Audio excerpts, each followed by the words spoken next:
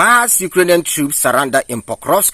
So during the night, some Ukrainian troops decided to surrender to the Russian armed forces.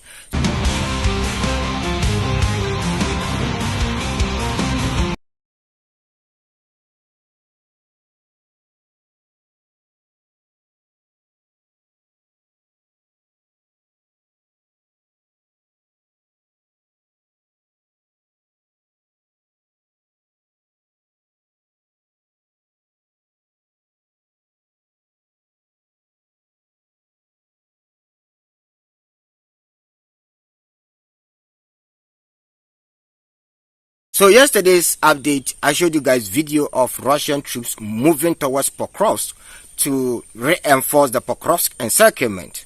So whatever Sersky and Zelensky said is pure lies, because after the Russians came out to tell the whole world that they've encircled Pokrovsk, Zelensky and the overall commander of the Ukrainian armed forces, Sersky, came out to deny. Well, now the evidence is clear.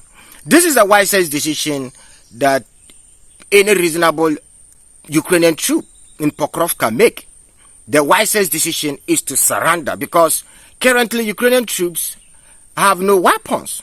Note, the quadrum makes it impossible for you to send in more troops or more weapons. So these troops who are currently trapped in Pokrovsk, it is impossible for them to get weapons to fight. And to make matters worse for them, these troops in Pokrovsk are limited. They are not that many. Russia has concentrated around 150,000 troops in Pokrovsk. So clearly, the Ukrainians cannot fight them. Ukraine have less than even 20,000 troops currently in Pokrovsk. So how can 20,000 people break out of an encirclement which is over 150,000 people?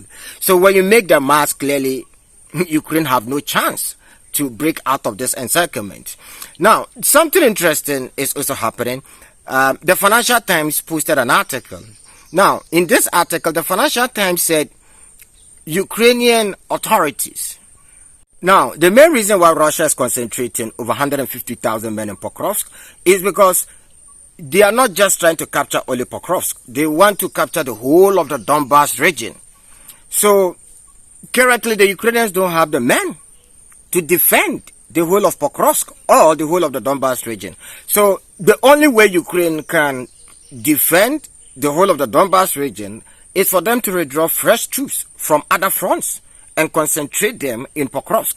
And we've seen this to be very disastrous for the Ukrainian armed forces. Remember, back in the Kerch operation, this was the exact tactics that they were using. They decided to withdraw some of their troops from other fronts, and they sent them to Kursk, which later Russia advanced in most of these front lines. So the bottom line here is, currently Ukrainian armed forces don't have the men to defend the whole of the Donbas region. So the fall of the Donbas region is inevitable. Whether the Ukrainians like it or not, the whole of the Donbas region is going to fall. So that is the bottom line. The Financial Times posted an article which I find it very, very interesting. Now, according to the Financial Times, many influential people in the Ukrainian armed forces begged Zelensky and Sersky to withdraw Ukrainian troops from Pokrovsk. Remember, I told you guys that this whole quadrum, it doesn't happen overnight, right?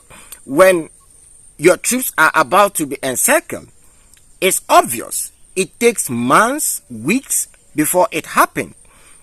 I predicted, or I spoke about the Pokrovsk situation way back, more than a month ago, even before it happened. Now, if you want to confirm, or if you want to cross-check, please, I'll put up the video here. So check here. Check this particular video. Go through my page. You see this video. You can watch it. I spoke about it long time ago, over 1 month ago.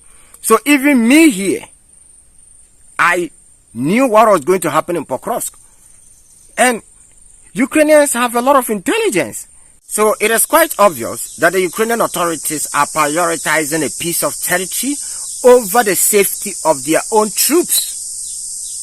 It was quite obvious. Ukraine was supposed to withdraw their forces long time ago.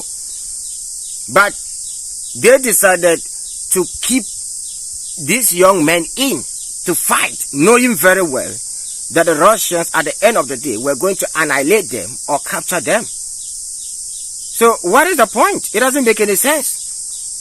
I have said this repeatedly, that from day one the Ukrainians engaged in standstill fight, which has been disastrous for the Ukrainian armed forces. This was the same strategy that Hitler did or used, which destroyed the Nazi or the SS battalion completely.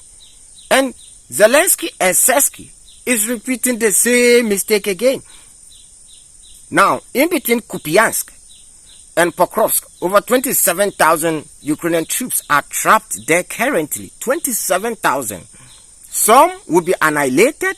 Some will be taken as prisoners of war. So if the Ukrainian authorities had withdrew these forces, they can still use them in other places. But they decided to leave these guys there, and now about 27,000 men are gone. Another big problem that Ukraine is currently facing is equipment crisis, right? Now, all these weapons that are in Kupiansk and Pokrovsk, the Russians are either going to destroy them or they are going to capture them and send them to their museums as usual. So these weapons are not coming out. Currently, there is government shutdown in America. Yesterday, I told you guys that 5 billion worth of ammunitions meant for Ukraine is currently locked up in America. These weapons cannot go. So Ukraine is already going through equipment crisis. And to make matters worse for them, the already existing ones, they are giving it out to Russia for free. I hope you guys remember this. About a week ago, I covered a story here. So after Vladimir Putin came out and told the whole world that Pokrovsk and Kupiansk is encircled, you know, Zelensky and Sersky came out to deny. And they also showed a video of Ukrainian paratroopers dropping from an helicopter or a chopper into Pokrovsk. The big question I want to ask here is, where are those paratroopers that were sent to Pokrovsk? Where are they? These guys are very funny. Now, Russia is surrounding the city with around 150,000 men. And in an attempt to prove to us that you have the situation under control, you decided to show us a video of ordinary helicopter. How many people can helicopter carry? How many paratroopers can an helicopter carry to save the situation in Pokrovsk? Now, the fact is, there is no amount of weapons that Ukraine can airdrop into Pokrovsk for Ukrainian troops to break out of the encirclement. It is absolutely impossible. How many weapons can a chopper carry? Think about it critically. Something sad is also happening on the front lines. These are human lives. So currently, Ukrainian wounded soldiers are being infected with diseases. This is sad. They are human beings, of course. This war, I've said it multiple times, that this is pure political decision. The politicians are supposed to do the right thing. They are not doing the right thing. Most of these young men are being captured and they are thrown into the front lines. So I watched a video 3 days ago on Rare Report, and one Russian commander said currently every Russian soldier is given antibiotics. And the logic behind it is simple. Currently, when you look on the front lines, evacuation time has increased a lot.